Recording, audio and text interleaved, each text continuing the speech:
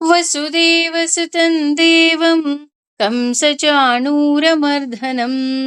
ದೇವಕೀ ಪರಮಾನಂದಂ ಕೃಷ್ಣಂ ವಂದೇ ಜಗದ್ಗುರುಂ. ಶ್ರೀಕೃಷ್ಣಂ ವಂದೇ ಜಗದ್ಗುರುಂ. ವಿಷ್ಣು ಸಹಸ್ರನಾಮದ ಅರ್ಥದ ಪಯಣದಲ್ಲಿ ಇವತ್ತು 2ನೇ ಶ್ಲೋಕ. ಭೂತಾತ್ಮ ಪರಮಾತ್ಮ ಚ ಮುಕ್ತಾನಾಂ ಪರಮಾಗತಿಃ ಅವ್ಯಯಃ ಪುರುಷಃ ಸಾಕ್ಷಿ ಕ್ಷೇತ್ರಜ್ಞೋಕ್ಷರ ಏವ ಚ. ಈ 2ನೇ ಶ್ಲೋಕದಲ್ಲಿ 8 ನಾಮಗಳು ಬರ್ತಾ ಹೋಗುತ್ತೆ. ಇದು ಎಲ್ಲಕ್ಕಿಂತ ವಿಶೇಷ ಶ್ಲೋಕ ಅಂತ ಹೇಳ್ತಾರೆ. ಯಾಕೆ ಅಂದ್ರೆ ಇದರಲ್ಲಿ ಮಹಾಪ್ರಾಣನೇ ಇಲ್ಲ. ಮೊದಲನೇದಲ್ಲಿ 11 ಮಹಾಪ್ರಾಣ ಬಂದ್ರೆ 2ನೇದ್ರಲ್ಲಿ ಮಹಾಪ್ರಾಣನೇ ಇಲ್ಲ. ಎಲ್ಲ ಅಲ್ಪ ಪ್ರಾಣದಲ್ಲಿ ಇರುವಂತಹ ಅಕ್ಷರಗಳು. ಅದರಲ್ಲಿ ಮೊದಲನೇದು ಪೂತಾತ್ಮ. ಪೂತಾತ್ಮ ಅಂದ್ರೆ ದ್ವೇಷಗಳ, ತ್ರಿಗುಣಗಳ ಸ್ಪರ್ಶವೇ ಇಲ್ಲದಂತಹ ಪವಿತ್ರ ಸ್ವರೂಪವಾದ ಭಗವಂತ ಪೂತಾತ್ಮ. ಅವನಿಗೆ ಯಾಕೆ ನಾವು ಪವಿತ್ರವಾದ ಸ್ವರೂಪ ಅಂತ ಹೇಳ್ತೀವಪ್ಪ ಅಂತ ಅಂದ್ರೆ, ಅವನಿಗೆ ತಾಮಸ ಗುಣ ಇರ್ಬೋದು, ರಾಜಸ ಗುಣ ಇರ್ಬೋದು, ಅಥವಾ ಸಾತ್ವಿಕ ಗುಣ ಇರ್ಬೋದು, ಯಾವ ಗುಣದ ಸ್ಪರ್ಶವೂ ಸಹ ಆತನಿಗೆ ಇಲ್ಲ. ನಾನು ಆಗ್ಲೇ ಹೇಳಿದಾಗೆ ಭಗವದ್ಗೀತೆಯ ಗುಣತ್ರಯ ವಿಭಾಗದಲ್ಲಿ ನಾವು ತಿಳ್ಕೊಂಡ್ಬಿಟ್ಟಿದೀವಿ ರಾಜಸ ಗುಣ ಹೇಗಿರುತ್ತೆ, ತಾಮಸ ಗುಣ ಹೇಗಿರುತ್ತೆ, ಸಾತ್ವಿಕ ಗುಣ ಹೇಗಿರುತ್ತೆ ಅಲ್ವಾ. 3 ಗುಣದಲ್ಲಿ ನಮಗೆ ಒಂದೊಂದ್ಸಲ ಭಯ ಆಗೋಗುತ್ತೆ.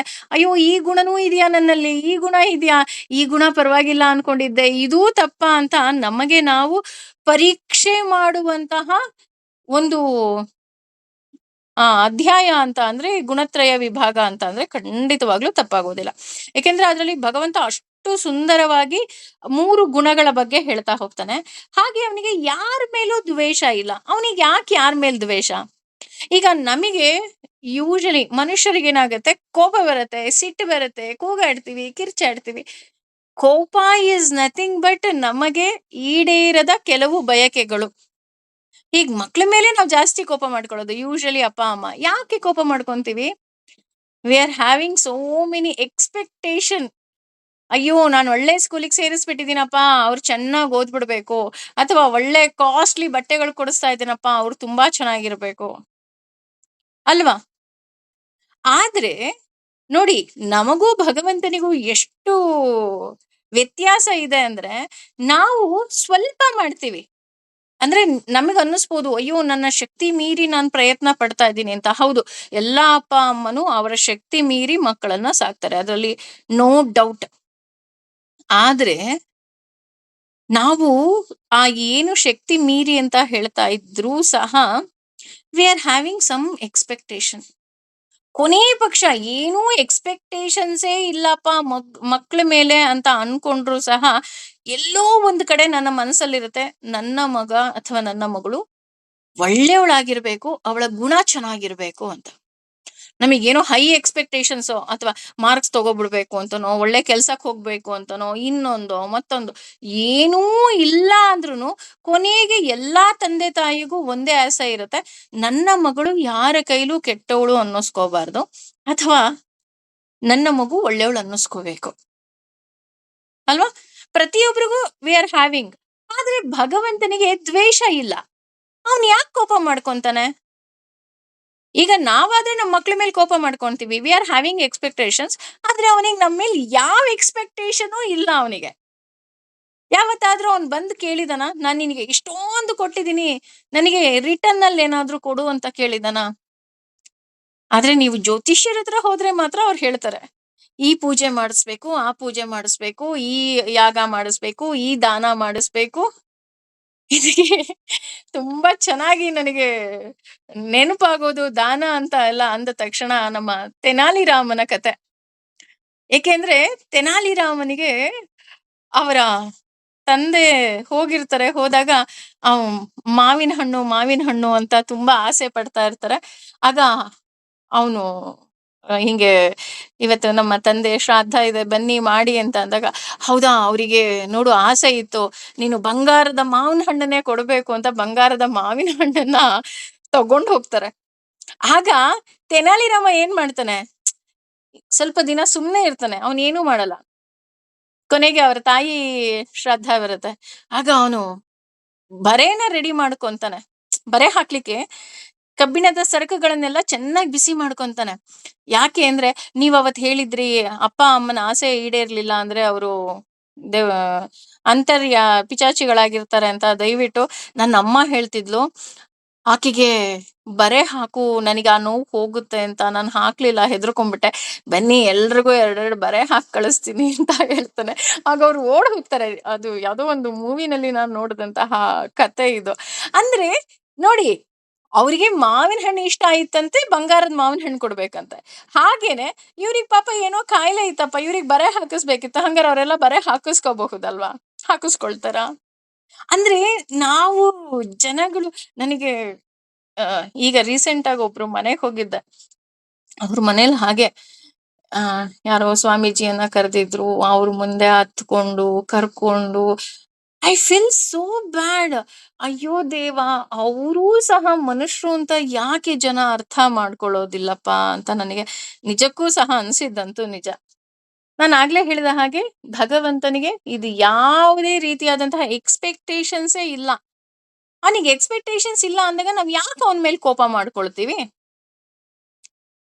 ಹಾಗಾಗಿ ಅವನಿಗೆ ದ್ವೇಷಗಳಿಲ್ಲ, ಹಾಗೂ ತ್ರಿಗುಣಗಳ ಸ್ಪರ್ಶ ಇಲ್ಲ. ಅವನಿಗೆ ತ್ರಿಗುಣಗಳ ಸ್ಪರ್ಶ ಇಲ್ಲದೆ ಇರೋದ್ರಿಂದನೇ ಆತ ಪವಿತ್ರ ಸ್ವರೂಪನಾಗಿ ಇದ್ದಾನೆ. ನಾವು ಅಷ್ಟೇ ಭಗವಂತನನ್ನ ಹೋಗಿ ಸೇರ್ಬೇಕು ಅಂದಾಗ ನಾವು ಪವಿತ್ರ ಆತ್ಮಗಳಾಗಿರ್ಬೇಕು. ಪವಿತ್ರ ಆತ್ಮ ಅಂದ್ರೆ ರಜೋಗುಣ, ತಮೋಗುಣ, ಸಾತ್ವಿಕ ಗುಣ, ಯಾವುದೇ ರೀತಿಯಾದಂತಹ ಗುಣಗಳ ಸ್ಪರ್ಶವೇ ಇಲ್ಲದ ಹಾಗೆ ನಾವು ಒಂದೊಂದೇ ಹಗ್ಗವನ್ನ ಕಳಚಿ ಕಳಚಿ ಹೋದಾಗ ಮಾತ್ರ ನಾನು ಭಗವಂತನನ್ನ ಹೋಗಿ ಸೇರೋದಿಕ್ಕೆ ಸಾಧ್ಯ. ಅಂತಹ ಪವಿತ್ರ ಸ್ವರೂಪನಾದ ಭಗವಂತನನ್ನ ಭೂತಾತ್ಮ ಅಂತ ಇಲ್ಲಿ ನಾವು ಕರೀತಾ ಹೋಗ್ತೀವಿ. ಇನ್ನು ಪರಮಾತ್ಮ ಅಂತ ತೆಗೆದುಕೊಂಡ್ರೆ, ಆತ್ಮ ಅಂದ್ರೆ ದೇಹ ಅಲ್ಲ. ಆತ್ಮ ಅಂದ್ರೆ ಭಾವನೆಗಳ ಗೂಡಾದ ಮನಸ್ಸ, ಅದೂ ಅಲ್ಲ. ಯಾಕಂದ್ರೆ ನಾವು ಮನಸ್ಸಿನಿಂದ ಯೋಚಿಸಬಹುದು. ಇಂತಹ ಮನಸ್ಸನ್ನ ನಿಯಂತ್ರಿಸುವವರು ಯಾರು ಅಲ್ವಾ? ನಮ್ ಕೈಲಿ ಕಂಟ್ರೋಲ್ ಮಾಡಕ್ ಆಗತ್ತಾ ಅಂತ ನೋಡೋದಿದ್ರೆ, ನಾವ್ ಆಲ್ರೆಡಿ ಹೇಳ್ಬಿಟ್ಟಲ್ಲ, ಈಗ ಎಷ್ಟೋ ವಿಷಯ ನಮಗ್ ಭಗವದ್ಗೀತೆನಲ್ಲಿ ತಿಳ್ಕೊಂಡ್ಬಿಟ್ಟಿರೋದ್ರಿಂದ ನಮಗ್ ಇದು ಯಾವ್ದು ಹೊಸದು ಅಂತ ಅನ್ಸೋದೇ ಇಲ್ಲ. ಹಾಗಾಗಿ ನಮ್ಮ ಮನಸ್ಸನ್ನ ನಿಯಂತ್ರಣ ಮಾಡಬೇಕು ಅಂದಾಗ ನಾವು ಹಿರಿಯ ಚೇತನವಾದ ಭಗವಂತನಿಗೆ ಮೊರೆ ಹೋಗ್ಬೇಕು. ಭಗವಂತ, ನನ್ ಮನಸ್ಸು ನೋಡು ಹೇಗೆಲ್ಲ ಮಂಗದ ಹಾಗೆ ಹಾರ್ತಾ ಇದೆ, ನನಗ್ ಆಸೆ ಇದೆ ನಿನ್ ಬಳಿ ಬರ್ಬೇಕು, ನಿನ್ನ ಧ್ಯಾನವನ್ನ ಮಾಡ್ಬೇಕು ಅಂತ. ದಯವಿಟ್ಟು ನನ್ನ ಮನಸ್ಸನ್ನ ಕರ್ಕೊಂಬಪ್ಪ ಅಂತ ಅವನಿಗೆ ಹೇಳ್ಬೇಕು. ಹಾಗಾಗಿ ಅವನು ಹೃಷಿಕೇಶ. ಹಾಗಾಗಿ ಆ ನಿಯಂತ್ರಿಸುವ ಶಕ್ತಿ ಏನಿದೆ, ಆತನೇ ಪರಮಾತ್ಮ. ಎಲ್ಲ ಆತ್ಮಗಳಿಗೂ ಸಹ ಪರಮವಾದ ಆತ್ಮ ಆತ. ಹಾಗೇನೆ ಬ್ರಹ್ಮಾದಿ ಸಕಲ ಚೇತನರಿಗೂ ಸಹ ಹಿರಿಯನಾದ ಸ್ವಾಮಿ ಭಗವಂತ ಪರಮಾತ್ಮ. ಅವನು ನಮ್ಮ ಮನಸ್ಸನ್ನ ಕಂಟ್ರೋಲ್ ಮಾಡ್ತಾನೆ, ನಮ್ಮ ಬುದ್ಧಿಶಕ್ತಿಯನ್ನ ಕಂಟ್ರೋಲ್ ಮಾಡ್ತಾನೆ. ಬರೀ ನಮ್ಮದೇನ ಅಂದ್ರೆ ಇಲ್ಲ, ಬ್ರಹ್ಮಾದಿ ದೇವತೆಗಳಿಗೂ ಸಹ ಆತನೇ, ಹಿ ಇಸ್ ಅ ಕಂಟ್ರೋಲರ್. ಹಾಗಾಗಿ ಅವನನ್ನ ಹಿರಿಯ ಸ್ವಾಮಿ ಅಥವಾ ಹಿರಿಯ ಚೇತನ ಭಗವಂತನಾಗಿರೋದ್ರಿಂದ ಅವನನ್ನ ನಾವು ಪರಮಾತ್ಮ ಅಂತ ನಾವಿಲ್ಲಿ ಕರಿತಾ ಹೋಗ್ತೀವಿ. ಇನ್ನು ಮುಕ್ತಾನಾಂ ಪರಮಾಗತಿಹಿ ಅಂತ ಅಂದ್ರೆ, ನಮ್ಮೆಲ್ಲರಿಗೂ ಗೊತ್ತಿರೋ ಹಾಗೆ ಬ್ರಹ್ಮನಿಗೂ ಸಹ 100 ಕಲ್ಪ ಆಯಸ್ಸು ಅಂತ ಹೇಳ್ತಾ ಹೋಗ್ತೀವಿ.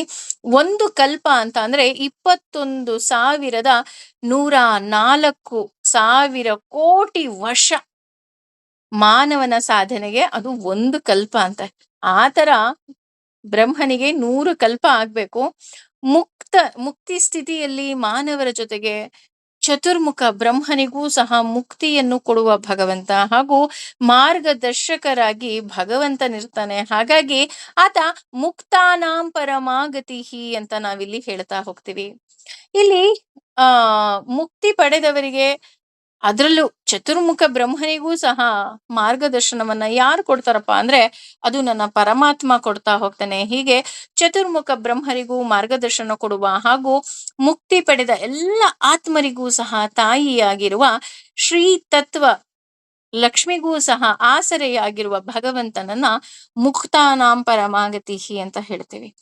ಒಬ್ವಿಯಸ್ಲಿ ತಾಯಿ ಎಲ್ಲಿದ್ದಾಳೆ ಅಂತ ನೋಡೋದಾದ್ರೆ ಭಗವಂತನ ಹೃದಯದಲ್ಲಿ. ಹಾಗಾಗಿ ಅಂತಹ ಲಕ್ಷ್ಮಿಗೂ ಸಹ ಆಸರೆಯಾಗಿದ್ದಾನೆ. ಬ್ರಹ್ಮಾದಿ ದೇವತೆ ನಮ್ಮೆಲ್ಲರಿಗೂ ಸಹ ಮುಕ್ತಿಯನ್ನ ಕೊಡುವ ಮಹಾದೇವ ಆತನಾಗಿರೋದ್ರಿಂದ ಅವನನ್ನ ನಾವು ಮುಕ್ತಾನಾಂ ಪರಮಾಗತಿಹಿ ಅಂತ ನಾವಿಲ್ಲಿ ಕರಿತಾ ಹೋಗ್ತೀವಿ. ಇನ್ನು ಅವ್ಯಯ ಅಂತ ತೆಗೆದುಕೊಂಡ್ರೆ ಎಲ್ಲ ವಸ್ತುವಿನ ಒಳಗಿದ್ದು, ಅಂದ್ರೆ ಅದನ್ನ ಆಯ ಅಂತ ಹೇಳ್ತಾರೆ, ಏಕರೂಪದಲ್ಲಿ ಇರುವವನು. ಅಂದ್ರೆ ಭಗವಂತ ಹೇಗಿದ್ದಾನೆ? ಆನೆಯಲ್ಲಿ ಏನಾದ್ರು ದೊಡ್ಡಕ್ಕಿದಾನ, ಇರುವೆನಲ್ಲಿ ಏನಾದ್ರು ಸಣ್ಣಕ್ಕಿದಾನ, ಅಥವಾ ಅಣುವಿನಲ್ಲಿ ಏನಾದ್ರು ಇನ್ನೂ ಸಣ್ಣಗಿದಾನ ಅಂತ ನೋಡೋದಿದ್ರೆ ಇಲ್ಲ ರೀ. ಪ್ರತಿಯೊಬ್ಬರ ಒಳಗೂ ಸಹ ಭಗವಂತ ಬಿಂದು ಸ್ವರೂಪಿಯಾಗಿ ಇದ್ದಾನೆ. ಒಬ್ಬನೇ ಹೊರತು ಬೇರೆ ಯಾರು ಅಲ್ಲ. ಅವನಿರೋದ್ರಿಂದಲೇ ನಾವೆಲ್ಲರೂ ಸಹ ಆಗಿದ್ದೀವಿ. ಇಲ್ಲಿ ವ್ಯಯ ಅಂದ್ರೆ ಕಮ್ಮಿ ಆಗುವುದಿಲ್ಲ ಅಂತ. ಅಂದ್ರೆ ಈಗ ಖರ್ಚು ನಷ್ಟ ಅಂತ ಎಲ್ಲ ಹೇಳ್ತೀವಲ್ಲ, ಆ ಅರ್ಥ ಬರುತ್ತೆ. ಆದ್ರೆ ಕಾಲದಲ್ಲೂ ಕಡಿಮೆ ಆಗದ, ನಾಶವಾಗದ, ಅನಾದಿ ಅನಂತ ಕಾಲದವರೆಗೂ ಸಹ ಏಕರೂಪದಲ್ಲಿರುವ ಶಾಶ್ವತ ತತ್ವ ಭಗವಂತ ಅವ್ಯಯ. ನಾನು ಆಗ್ಲೇ ಹೇಳಿದ ಹಾಗೆ ಬ್ರಹ್ಮನಿಗೂ ಸಹ 100 ಕಲ್ಪ ಇದೆ. ನಾವೆಲ್ಲರೂ ಸಹ ಇವತ್ತಿರ್ತೀವಿ, ನಾಳೆ ಇರೋದಿಲ್ಲ. ಯಾವುದೇ ಒಂದು ವಸ್ತುವನ್ನ ತಗೊಳ್ಳಿ, ಯಾವುದೇ ಒಂದು ಜೀವಿಯನ್ನ ತಗೊಳ್ಳಿ, ಯಾವುದು ತಗೊಂಡ್ರು ಅದಕ್ಕೆ ಒಂದು ಅಂತ್ಯ ಅನ್ನೋದು ಇದೆ. ಆದ್ರೆ ಭಗವಂತನಿಗೆ ಮಾತ್ರ ಅಂತ್ಯವೂ ಇಲ್ಲ. ಆತ ಏಕ ಸ್ವರೂಪಿಯಾಗಿ ಇರ್ತಾನೆ. ಅವನು ಸದಾ ಏಕರೂಪದಲ್ಲೇ ಇರ್ತಾನೆ. ಹಾಗಾಗಿ ಆತನನ್ನ ಅವ್ಯಯ ಅಂತ ನಾವಿಲ್ಲಿ ಕರಿತಾ ಹೋಗ್ತೀವಿ. ಇನ್ನು ಮುಂದಿನ ನಾಮ ಪುರುಷಃ. ಪುರುಷ ಅಂತ ಅಂದ್ರೆ ಈ ನಾಮ ಏನಿದೆ ಇದು ತುಂಬಾ ಪ್ರಮುಖವಾಗಿರುವುದು. ಯಾಕೆ ಅಂತ ಅಂದ್ರೆ ಇದಕ್ಕೆ ಹಲವಾರು ಅರ್ಥಗಳು ಬರ್ತಾ ಹೋಗುತ್ತೆ. ಇದಕ್ಕೆ ಮುಖ್ಯವಾಗಿ ಪುರು ಪ್ಲಸ್ ಶ, ಪುರುಷ ಅಂತ ಹೇಳಿ ನಾವು ತಗೊಳ್ತೀವಿ. ಇಲ್ಲಿ ಪುರು ಅಂದ್ರೆ ಪೂರ್ಣತೆ ಹೊಂದಿರುವಂತಹ ದೇಹ. ಶ ಅಂತ ಅಂದ್ರೆ ನೆಲೆಸಿರುವವನು ಅಂತ. ಅಂದ್ರೆ ಆದ್ದರಿಂದ ಪುರುಷ ಅಂದ್ರೆ ಪುರದಲ್ಲಿ ಇದ್ದು ಅದರ ಒಡೆಯ ಒಡೆಯನಾಗಿರುವವನು ಅಂತ. ಅಂದ್ರೆ ನಮ್ಮೆಲ್ಲರಿಗೂ ಸಹ ಒಡೆಯ ಆತನಾಗಿದ್ದಾನೆ. ಅಷ್ಟೇ ಅಲ್ಲದೆ ಆತ ಪುರದ ಹೊರಗೆ ತುಂಬಿ ಅನಂತವಾದ ಪರಮ ಪುರುಷ. ಯಾಕೆ ಅಂತ ಅಂದ್ರೆ ಜ್ಞಾನ, ಶಕ್ತಿ, ಬಲ, ಐಶ್ವರ್ಯ, ವೀರ್ಯ ಮತ್ತೆ ತೇಜಸ್ಸು, ಈ ರೀತಿ ಷಡ್ಗುಣಗಳಿಂದ ಪೂರ್ಣವಾಗಿರುವ ಈ ಜಗತ್ತನ್ನ ನಿಯಂತ್ರಿಸುತ್ತಿರುವ ಭಗವಂತ ಪುರುಷ. ಇನ್ನು ಪೂ ಪ್ಲಸ್ ರು ಪ್ಲಸ್ ಶ, ಪುರುಷ ಅಂತ ತೆಗೆದುಕೊಂಡ್ರೆ ಆತ ಪೂ ಅಂದ್ರೆ ಎಲ್ಲವನ್ನ ಪಾವನಗೊಳಿಸುವವನು. ರು ಅಂದ್ರೆ ತಾನು ಒಳಗಿದ್ದು, ಅಂದ್ರೆ ಅವನೆಲ್ಲೋ ಬೇರೆ ಇಲ್ಲ, ಅವನು ನಮ್ಮ ಒಳಗೆ ಇದ್ದಾನೆ. ಹಾಗೆ ಅಜ್ಞಾನ ಮತ್ತು ದುಃಖವನ್ನ ಪಡೆದ ಜೀವರನ್ನ ಉದ್ಧಾರ ಮಾಡುವವನು. ಶ ಅಂದ್ರೆ ಎಲ್ಲೆಡೆ ಮಲಗಿರುವವನು ಅನ್ನೋ ಅರ್ಥ ಬರ್ತಾ ಹೋಗುತ್ತೆ. ಹಾಗಾಗಿ ಆತ ಆತ ಮಲಗಿದಾನೆ ಅಂತ ಅಂದ್ರೂ ಸಹ ಅನಾಯಾಸವಾಗಿ ಎಲ್ಲ ಕಾರ್ಯಗಳನ್ನ ಮಾಡ್ತಾ ಹೋಗ್ತಾನೆ. ಈ ರೀತಿ ಭಗವಂತ ಪುರುಷನಾಗಿರೋದಕ್ಕೆ ಹಲವಾರು ಅರ್ಥಗಳನ್ನ ಸಂಸ್ಕೃತದಲ್ಲಿ ಕೊಡ್ತಾ ಹೋಗ್ತಾರೆ. ಮೇಯ್ನ್ ಆಗಿ ನಾವೇನ್ ಅನ್ಕೊಂಡ್ಬಿಡ್ತೀವಿ, ಪುರುಷ ಅಂದ ತಕ್ಷಣ ಗಂಡಸು ಅಂತ ತಗೊಂಡ್ಬಿಡ್ತೀವಿ, ಅಂದ್ರೆ ಲಿಂಗವಾಗಿ ತಗೊಳ್ತೀವಿ. ಇಲ್ಲ, ಸ್ತ್ರೀಲಿಂಗ ಪುರುಷಲಿಂಗನೇ ಬೇರೆ. ಆದ್ರೆ ಇಲ್ಲಿ ಭಗವಂತನನ್ನ ಪುರುಷ ಅಂತ ಹೇಳೋದು, ನಾವು ಯಾವಾಗ್ಲೂ ಸಹ ಭಗವಂತನಿಗೆ ಶರಣಾಗ್ತಾ ಹೋಗ್ಬೇಕಾಗತ್ತೆ. ಇನ್ನು ಸಾಕ್ಷಿ ಅಂತ ತೆಗೆದುಕೊಂಡ್ರೆ, ಸಾಕ್ಷಿ ಅಂದ್ರೆ ಎಲ್ಲವನ್ನ ಕಣ್ಣಾರೆ ಕಾಣಬಲ್ಲುವ ಅನ್ನುವಂತಹ ಅರ್ಥವನ್ನ ಕೊಡ್ತೆ. ಭಗವಂತನ ಮುಂದೆ ನಾವು ಏನನ್ನೂ ಸಹ ಬಚ್ಚಿಡೋದಿಕ್ಕೆ ಸಾಧ್ಯವೇ ಇಲ್ಲ. ನಾನ್ ಅನ್ಬೋದು, ಈಗ ಫಾರ್ ಎಕ್ಸಾಂಪಲ್ ಎಕ್ಸ್ಪೆಷಲಿ ಮದ್ವೆ ಆಗಿರೋ ಹೆಣ್ಮಕ್ಳು ತವ್ರ ಮನೆಯಿಂದ ಯಾರಾದ್ರು ಬಂದ್ರು ಅಂದ ತಕ್ಷಣ ಅವ್ರ ನೋವನ್ನೆಲ್ಲ ಮುಚ್ಕೊಂಡ್ಬಿಡ್ತಾರೆ. ಅಂದ್ರೆ ಅಳ್ತಾ ಇದ್ರು ಸಹ ಕಣ್ಣೀರ್ ಒರೆಸ್ಕೊಂಡು, ಇಲ್ಲಪ್ಪ ನಾನ್ ಸೂಪರ್ ಆಗಿದ್ದೀನಿ, ನನ್ ಗಂಡ ತುಂಬಾ ಚೆನ್ನಾಗಿ ನೋಡ್ಕೊಂತಾರೆ, ನನ್ ಮಕ್ಳು ತುಂಬಾ, ನನ್ನ ಅತ್ತೆ ಅಯ್ಯೋ ಇನ್ನೂ ಚೆನ್ನಾಗಿದ್ದಾರೆ. ಯಾಕೆ ಅಂದ್ರೆ ನನ್ನ ನೋವು ಬೇರೆಯವ್ರಿಗೆ ಗೊತ್ತಾಗ್ಬಾರ್ದು ಅಂತ ಅಲ್ವಾ? ಅಥವಾ ಕೆಲವರು ಇರ್ತಾರೆ, ಅವ್ರು ಎಲ್ಲಾ ಸುಖವಾಗಿದ್ರು ಸಹ ಅವರು ಅದನ್ನ ಬಚ್ಚಿಟ್ಕೊಳ್ತಾರೆ. ಇಲ್ಲಪ್ಪ ನಮಗ್ ತುಂಬಾ ಕಷ್ಟ ಅಂತ ಅನ್ನೋರು ಸಹ ಇದಾರೆ, ಇಲ್ಲ ಅಂತ ನಾನು ಹೇಳ್ತಿಲ್ಲ. ಅಂದ್ರೆ ವಿ ಕ್ಯಾನ್ ಹೈಡ್ ಎನಿಥಿಂಗ್.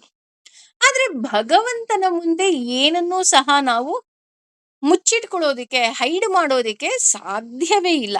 ಯಾಕೆ ಹೈಡ್ ಮಾಡೋದಿಕ್ಕೆ ಸಾಧ್ಯ ಇಲ್ಲ ಅಂದ್ರೆ, ಅವನು ನನ್ನ ಕಣ್ಣಿಗೆ ಕಾಣದೇ ಇದ್ದರೂ ಸಹ ಅವನು ಪ್ರತಿಯೊಂದನ್ನು ಸಹ ಗಮನಿಸ್ತಾ ಇರ್ತಾನೆ. ಯಾಕೆ ಆತ ಪ್ರತಿಯೊಂದನ್ನ ಗಮನಿಸ್ತಾನಪ್ಪ ಅಂದ್ರೆ, ಆತ ಇಲ್ಲದೆ ಇರೋ ಜಾಗನೇ ಇಲ್ಲ. ಹಾಗಾಗಿ ನಾವು ಅವನ ಮುಂದೆ ಏನನ್ನೂ ಸಹ ಬಚ್ಚಿಡೋದಿಕ್ಕೆ ಸಾಧ್ಯವೇ ಇಲ್ಲ. ಇದಕ್ಕೆ ಕತೆ ಹೇಳ್ಬೇಕು ಅಂದ್ರೆ ಸಾಕಷ್ಟು ಬಾರಿ ಕೇಳಿರುವಂತಹ ಕಥೆನೇ ಕನಕದಾಸರ ಕಥೆ. ಕನಕದಾಸರು ಒಮ್ಮೆ ಆಶ್ರಮದಲ್ಲಿ ಇದ್ದಾಗ ಗುರುಗಳು 2 ಏಕಾದಶಿ ಬರುತ್ತೆ ಅಂತ ಏನ್ ಮಾಡಿರ್ತಾರೆ, ಎಲ್ಲರಿಗೂ ಸಹ ಒಂದೊಂದು ಬಾಳೆಹಣ್ಣನ್ನ ಕೊಟ್ಬಿಟ್ಟು, ಎಲ್ರೂ ಹೋಗಿ ಯಾರು ಕಾಣದೇ ಇರೋ ಜಾಗದಲ್ಲಿ ತಿನ್ಕೊಂಬನ್ನಿ. ಒಬ್ರು ತಿನ್ನೋದನ್ನ ಇನ್ನೊಬ್ರು ನೋಡ್ಬಾರ್ದು ಅಂತ ಹೇಳ್ತಾರೆ. ಹೀಗೆ ಹೇಳಿ ಕಳುಹಿಸಿದಂತಹ ಭಕ್ತರು ಏನ್ ಮಾಡ್ತಾರೆ, ಒಬ್ಬೊಬ್ರು ಒಂದೊಂದು ರೀತಿಯಲ್ಲಿ ತಿಂತಾ ಹೋಗ್ತಾರೆ. ಫಾರ್ ಎಕ್ಸಾಂಪಲ್ ಒಬ್ರು ಪೂರ್ತಿ ಬಾಗ್ಲು ಹಾಕೊಂಡು, ಕಿಟಕಿ ಹಾಕೊಂಡು ತಿಂದ್ರೆ, ಇನ್ನೊಬ್ರು ಮುಸುಕು ಹಾಕೊಂಡು ತಿಂತಾರೆ. ಇನ್ನೊಬ್ರು ದೊಡ್ಡ ಆ ಏನಂತಾರೆ ಹಂಡೆಯ ಒಳಗೆ ಹೋಗಿ ಕೂತ್ಕೊಂಡು ತಿಂತಾರೆ. ಇನ್ನೊಬ್ರು ನದಿ ಒಳಗೆ ಹೋಗಿ ಮುಳುಗು ಹಾಕೋ ಅಷ್ಟ್ರಲ್ಲಿ ತಿಂದ್ಬಿಟ್ಟು ಎದ್ದೇಳ್ತಾರೆ. ಈ ರೀತಿ ಒಬ್ಬೊಬ್ಬರು ಅವರವರಿಗೆ ತಿಳಿದಂತಹ ಜ್ಞಾನದಲ್ಲಿ ಬಾಳೆಹಣ್ಣನ್ನ ತಿನ್ಕೊಂಡ್ ಬರ್ತಾರೆ. ಆದ್ರೆ ಕನಕದಾಸರು ಮಾತ್ರ ಬಾಳೆಹಣ್ಣನ್ನ ತಿಂದೇ ಇರೋದಿಲ್ಲ. ಆಗ ಗುರುಗಳು ಕೇಳ್ತಾರೆ, "ಯಾಕೆ ನೀನ್ ಬಾಳೆಹಣ್ಣು ತಿನ್ಲಿಲ್ಲ?" ಆಗ ಕನಕದಾಸರು ಎಷ್ಟು ಸುಂದರವಾಗಿ ಹೇಳ್ತಾರೆ ಅಂತ ಅಂದ್ರೆ, "ನನಗೆ ಯಾರು ಇಲ್ಲದೆ ಇರೋ ಜಾಗನೇ ಸಿಕ್ಲಿಲ್ಲ" ಅಂತ ಹೇಳ್ತಾರೆ. ಆಗ ಅಲ್ಲಿರೋ ಭಕ್ತರೆಲ್ಲ ನಕ್ಕು ಬಿಡ್ತಾರೆ. ನಮ್ ಕನಕ ಬಿಡಪ್ಪ, ಅವನಿಗೆ ಎಲ್ಲ ಜಾಗನೇ ಸಿಕ್ಲಿಲ್ಲ ಅಂತ. ಆಗ ಗುರುಗಳು ಆ ಭಕ್ತರ ಅಂದ್ರೆ ಅವರ ಶಿಷ್ಯರ ಮುಂದೆ ಕನಕದಾಸರು ಎಷ್ಟು ಶ್ರೇಷ್ಠರು ಅಂತ ತೋರ್ಸೋದಿಕ್ಕೋಸ್ಕರ, "ಹೌದಾ ಕನಕ, ನನಗ್ ಸ್ವಲ್ಪ ಬಿಡಿಸಿ ಹೇಳ್ತೀಯಾ?" ಅಂತ ಕೇಳ್ತಾರೆ. ಆಗ ಕನಕದಾಸರು ಎಷ್ಟು ಸುಂದರವಾಗಿ ಹೇಳ್ತಾರೆ ಅಂದ್ರೆ, "ನನ್ನ ಹರಿ ಇಲ್ದೇ ಇರೋ ಜಾಗನೇ ಇಲ್ಲ. ಅವನು ಪ್ರತಿಯೊಂದು ಅಣುವಿನಲ್ಲಿದ್ದಾನೆ, ಪ್ರತಿಯೊಂದು ಗಾಳಿಯಲ್ಲಿ ಇದ್ದಾನೆ. ಅವನ ಕಣ್ಣು ಮುಚ್ಚಿ ನಾನು ಹೇಗೆ ತಿನ್ಲಿ? ನಾನ್ ಅನ್ಕೋಬಹುದು ಜನ ನೋಡದೇ ಇರ್ಲಿ ಅಂತ. ಆದ್ರೆ ಆತ ಎಲ್ಲವನ್ನ ಗಮನಿಸ್ತಾ ಇರ್ತಾನಲ್ವಾ" ಅಂತ ಹೇಳ್ತಾರೆ. ಆಗ ಉಳಿದವರೆಲ್ಲ ತಲೆ ತಗ್ಗಿಸ್ತಾರೆ. ಅಯ್ಯೋ ಹೌದಲ್ವಾ ಅಂತ. ಅಂದ್ರೆ ನಾವು ಯಾವಾಗ ಭಗವಂತನಿಗೆ ಕಂಪ್ಲೀಟ್ ಸರೆಂಡರ್ ಆಗ್ತೀವಿ, ಕನಕದಾಸರು ಹಾಗೆ ಸರೆಂಡರ್ ಆಗಿದ್ದು. ಯಾರು ನೋಡ್ತಿಲ್ಲಪ್ಪ, ನಾನು ಆಡಿದ್ದೇ ಆಟ ಅಂತ ಅವ್ರು ಎಲ್ಲೂ ಆಡ್ಲೇ ಇಲ್ಲ ಅಲ್ವಾ? ಇಲ್ಲ, ಭಗವಂತ ನೋಡ್ತಾ ಇದ್ದಾನೆ. ನೋಡಿ ಬಾಳೆಹಣ್ಣು ನೋಡಿ ಎಲ್ಲಿ ಬೇಕಾದ್ರೂ ಅವ್ರು ಹೇಳ್ತಾರೆ, ಇಲ್ಲ ಇಲ್ಲ ಇಲ್ಲ ಭಗವಂತ ನೋಡ್ತಾ ಇದ್ದಾನೆ. ಸೊ ನಾವು ಅಷ್ಟೇ ಎಷ್ಟೋ ಬಾರಿ ನಮ್ಮ ಮಾತಲ್ಲಿ ಆ ಮಾತಾಡ್ಬೇಕಾದ್ರೆ ಹೇಳ್ತೀವಿ. ಎಷ್ಟೋ ವಾದ ವಿವಾದ ಆದ್ಮೇಲೆ, "ಹೋಗ್ಲಿ ಬಿಡು, ನನಗೆ ಎಷ್ಟು ಗೊತ್ತಿತ್ತೋ ನಾನು ಹೇಳ್ದೆ. ನೀನ್ ನಂಬಿದ್ರೆ ನಂಬು, ಬಿಟ್ರೆ ಬಿಡು. ಮೇಲೊಬ್ಬ ಇದ್ದಾನೆ, ಅವನೆಲ್ಲ ನೋಡ್ತಿದ್ದಾನೆ, ಅವನಿಗೆ ಗೊತ್ತು." ಯಾಕೆ ಅವನಿಗೆ ಗೊತ್ತು ಅಂತ ಅನ್ನೋದಾದ್ರೆ, ಅವನು ಎಲ್ಲವನ್ನ ಗಮನಿಸ್ತಾ ಇರ್ತಾನೆ. ಯಾರಿಗೆ, ಯಾವಾಗ, ಹೇಗೆ ಅಲ್ವಾ? ಇವತ್ತು ನಾನ್ ಹೇಳ್ಬೋದು, "ಅಯ್ಯೋ ಇಲ್ಲಪ್ಪ, ನಾನ್ ತುಂಬಾ ಒಳ್ಳೆಯವಳು." ಹೌದಾ? ತುಂಬಾ ಒಳ್ಳೆಯವಳಾ? ಭಗವಂತನಿಗೆ ಗೊತ್ತು ನೀನ್ ಎಷ್ಟು ಒಳ್ಳೆಯವಳು ಅಂತ. ಅಥವಾ ಬೇರೆ ಯಾರೋ ಹೇಳ್ಬೋದು, "ಇಲ್ಲಪ್ಪ ಅವ್ರು ತುಂಬಾ ಕೆಟ್ಟೋರು." ಹೌದಾ? ಹಾಗಿದ್ರೆ ನಾನ್ ಕೆಟ್ಟೋಳಾಗ್ಬಿಡ್ತೀನಾ? ನಾನ್ ತುಂಬಾ ಕೆಟ್ಟೋಳಾ? ಭಗವಂತನಿಗೆ ಗೊತ್ತು. ಅಲ್ವಾ? ನಾನ್ ಒಳ್ಳೆಯವಳಾ? ನಾನ್ ಕೆಟ್ಟವಳಾ? ನಾನ್ ಕೋಪ ಮಾಡ್ಕೊಂಡಿದ್ ತಪ್ಪಾ? ನಾನ್ ಕೋಪ ಮಾಡ್ಕೊಂಡಿದ್ ಸರಿನಾ? ನಾನ್ ನಡ್ಕೊಳ್ತಾ ಇರೋ ರೀತಿ ಸರಿ ಇದೆಯಾ? ನನಗೂ ಗೊತ್ತಿಲ್ಲದೆ ಇರೋ ಎಷ್ಟೋ ಸಹಸ್ರ ಸಹಸ್ರ ವಿಷಯಗಳು ನನ್ನ ಬಗ್ಗೆ ನನ್ನ ಭಗವಂತನಿಗೆ ಗೊತ್ತು. ಎಷ್ಟೋ ಬಾರಿ ನಮಗೂ ಅಷ್ಟೇ ಅಲ್ವಾ? ನಮಗೆ ತಗೊಳಕ್ಕೆ ಸಾಧ್ಯ ಇಲ್ದೇ ಇರೋ ಜವಾಬ್ದಾರಿನ ಅವ್ನು ಹಾಕ್ಬಿಡ್ತಾನೆ. "ಏಯ್ ತಗೋ." ನಾವ್ ಅನ್ಕೊಂತೀವಿ, "ಅಯ್ಯೋ ದೇವ, ನನಗೆಲ್ಲಪ್ಪ ಇದೆ ಶಕ್ತಿ." ಬಟ್ ಅವನು ಪ್ರತಿಯೊಂದಕ್ಕೂ ಸಾಕ್ಷಿ ಆಗಿರೋದ್ರಿಂದ ಅವನಿಗೆ ಗೊತ್ತು. ಯಾರು, ಯಾವಾಗ, ಹೇಗೆ. ಸೊ ಅವನು ಸಾಕ್ಷಿಯಾಗಿದ್ದಾನೆ. ಅಂದ್ರೆ ಸಾಕ್ಷಿ ಅಂದ್ರೆ ಅವನಿಗೆಲ್ಲ ಗೊತ್ತು. ಅವನಿಗೆ ಏನು ಗೊತ್ತಿಲ್ಲದೆ ಇರೋ ವಿಷಯವೇ ಇಲ್ಲ. ಹಾಗಾಗಿ ಭಗವಂತ ಎಲ್ಲವನ್ನು ಕಾಣಬಲ್ಲ. ಹಾಗಾಗಿ ಆತನನ್ನ ನಾವು ಸಾಕ್ಷಿ ಅಂತ ಹೇಳ್ತೀವಿ. ಹಾಗೇನೆ ಇಲ್ಲಿ ಅಕ್ಷಿಗಳು ಅಂದ್ರೆ ಇಂದ್ರಿಯ ಉಳ್ಳವರು ಅಂತ. ಅಂದ್ರೆ ನಾವು ಮತ್ತೆ ನೀವು. ಅಕ್ಷಿಗಳ ಸುಖಕ್ಕಾಗಿ ನಮ್ಮನ್ನ ಉದ್ಧಾರ ಮಾಡುವಂತಹ ಭಗವಂತ ಸಾಕ್ಷಿ. ನಾನ್ ಹೇಳದ್ನಲ್ಲ, ಅಪ್ಪನಿಗೆ ಎಲ್ಲ ಹೇಗೆ ಮಕ್ಕಳ ಬಗ್ಗೆ ಗೊತ್ತಿರುತ್ತೆ, ಹಾಗೆ ನನ್ನ ತಂದೆಯಾದ ನನ್ನ ಭಗವಂತನಿಗೆ ಗೊತ್ತು, ನನ್ನ ಮಗುವಿಗೆ ಯಾವಾಗ ಖುಷಿಯಾಗತ್ತೆ, ಯಾವಾಗ ಸುಖ ಕೊಡಬೇಕು, ಯಾವಾಗ ಕಷ್ಟ ಕೊಡಬೇಕು. ಅವನ ಕಷ್ಟಕ್ಕೆ ನೂಗ್ತಾನೆ. ಆದ್ರೆ ಸಾಯೋದಿಕ್ಕೆ ಬಿಡೋದಿಲ್ಲ. ಅಲ್ವಾ? He will hold our hand. ಬಾ, ನಾನ್ ನಿನಗೆ ಉದ್ಧಾರ ಮಾಡ್ತೀನಿ. ಅವನು ನಮಗೆ ಪ್ರತಿ ಬಾರಿಯೂ ಸಹ ನಮಗೆ ಉದ್ಧಾರ ಮಾಡ್ತಾನೆ. ಹಾಗಾಗಿ ಆತ ಸಾಕ್ಷಿ. ಇನ್ನು ಕ್ಷೇತ್ರಜ್ಞ ಅಂತ ತೆಗೆದುಕೊಂಡ್ರೆ, ಕ್ಷೇತ್ರಜ್ಞ ಅಂದ್ರೆ ಕ್ಷೇತ್ರವನ್ನ ತಿಳಿದಿರುವವನು ಅನ್ನೋ ಅರ್ಥ. ಕ್ಷೇತ್ರ ಅಂದ್ರೆ ಏನು? ನಾವು ವಾಸ ಮಾಡುವಂತಹ ನೆಲೆ. ನಾವು ವಾಸ ಮಾಡುವುದು ಚತುರ್ಮುಖನ ಕ್ಷೇತ್ರವಾದ ಈ ಬ್ರಹ್ಮಾಂಡದಲ್ಲಿ, ಮತ್ತು ಜೀವದ ನೆಲೆಯಾದ ಶರೀರ ನಮ್ಮ ಕ್ಷೇತ್ರ. ಆದ್ದರಿಂದ ಕ್ಷೇತ್ರಜ್ಞ ಅಂದ್ರೆ ಈ ಬ್ರಹ್ಮಾಂಡವನ್ನ, ಈ ಶರೀರವನ್ನ ಮತ್ತು ಈ ಪ್ರಪಂಚದ ರಹಸ್ಯವನ್ನ ಸಂಪೂರ್ಣವಾಗಿ ತಿಳಿದವನು ಅನ್ನೋ ಅರ್ಥ ಬರ್ತಾ ಹೋಗುತ್ತೆ. ನಾನ್ ಹೇಳದ್ನಲ್ಲ, ನನ್ನ ಬಗ್ಗೆ ನನಗ್ ಗೊತ್ತಿಲ್ಲ, ಅವನಿಗೆ ಗೊತ್ತು. ಹೇಳ್ತಾ ಹೋಗ್ತಾನೆ, ನಿನ್ನ ಜಠರಾಗ್ನಿಯಲ್ಲಿ ಕುಳಿತಿದ್ದೇನೆ ಅಲ್ವಾ? ಅಹಂ ವೈಶ್ವಾನರೋ ಬ್ರಹ್ಮ. ವೈಶ್ವಾನರರಾಗಿ ನಮ್ಮ ಜಠರಾಗ್ನಿಯಲ್ಲಿ ಕುಳಿತು ನಮ್ಮ ಆಹಾರವನ್ನ ಹೇಗೆ ಜೀರ್ಣ ಮಾಡ್ಕೋಬೇಕು ಅಂತನೂ ಸಹ ಆತನಿಗೆ ಗೊತ್ತು. ನನಗ್ ಗೊತ್ತಿಲ್ಲ. ಇನ್ನು ಅಕ್ಷರ ಅಂತ ತೆಗೆದುಕೊಂಡ್ರೆ, ಅಕ್ಷರ ಅಂದ್ರೆ ನಾಶವಿಲ್ಲದ್ದು ಅಂತ. ಲಿಪಿ ಅಕ್ಷರ ಅಲ್ಲ. ಲಿಪಿ ಕೇವಲ ಅಕ್ಷರದ ಪ್ರತೀಕ ಅಷ್ಟೆ. ಲಿಪಿ ನಾಶವಾಗಬಹುದು, ಆದರೆ ಅಕ್ಷರಗಳಿಗೆ ನಾಶವಿಲ್ಲ. ನಮ್ಮಿಂದ ಹೊರಹೊಮ್ಮುವ ಎಲ್ಲ ನುಡಿ ಆ ಆಕಾಶದಲ್ಲಿ ಶಾಶ್ವತವಾಗಿ ಧ್ವನಿ ಮುದ್ರಿತವಾಗಿರುತ್ತೆ. ಯಾಕೆ ಭಗವಂತನಿಗೆ ಎಲ್ಲ ಗೊತ್ತು ಅಂದ್ರೆ, ಇದು ಒಂದು reason. What ever we are talking, ಅದು ಒಂದು ಧ್ವನಿ ಮುದ್ರಿತವಾಗಿ ಆಕಾಶದಲ್ಲಿರುತ್ತೆ.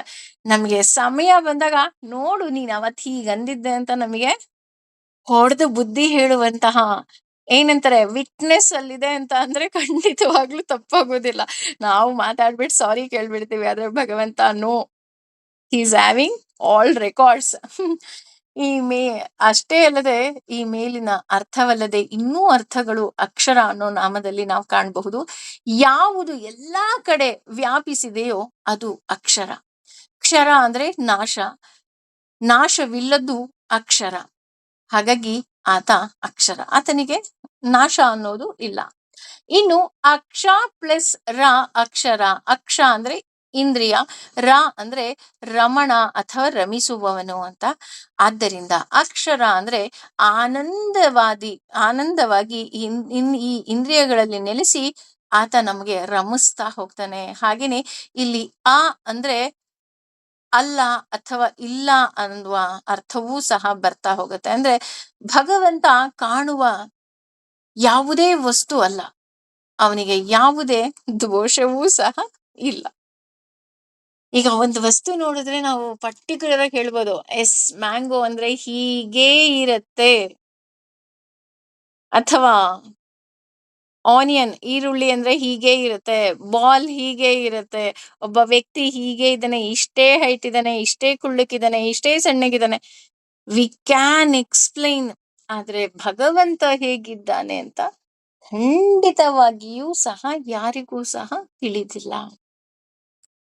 ಇನ್ನು ಮೂರನೇ ಶ್ಲೋಕಕ್ಕೆ ಹೋಗೋದಾದ್ರೆ, ಯೋಗೋ ಯೋಗ ವಿದಾಂನೇತ ಪ್ರಧಾನ ಪುರುಷೇಶ್ವರ ನಾರಸಿಂಹ ವಪು ಶ್ರೀಮಾನ್ ಕೇಶವ ಪುರುಷೋತ್ತಮ. ಇಲ್ಲಿ ಯೋಗ ಅಂತ ಮೊದಲನೇ ನಾಮ ಬರ್ತಾ ಹೋಗುತ್ತೆ. ಯೋಗ ಅಂದ್ರೆ ಜೀವದ ಜೊತೆಗೆ ನಿರಂತರವಾಗಿ ಇರುವಂತಹ ಆಪ್ತ ಬಂಧು.